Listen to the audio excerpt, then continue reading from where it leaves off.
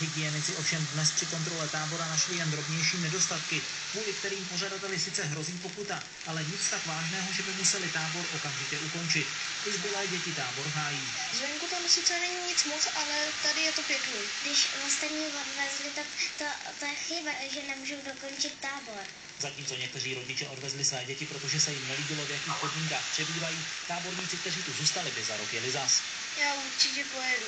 Zdeněk Sládek už prý ale příští rok tábor pořádat nechce, snad prý za pár let, až dům pořádně opraví.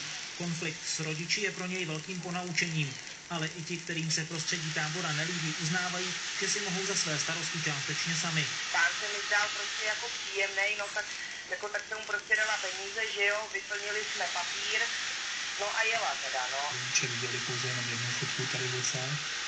Jo, usoudili, že by to mohlo být asi zřejmě dobré. Jedna fotka je ale málo. Je dobré zjistit si zkušenosti jiných rodičů, případně nelitovat času a místo si předem obhlédnout. Ušetřit si tak můžete hodně nemilé překvapení. Libor Tampier, R1 Genus.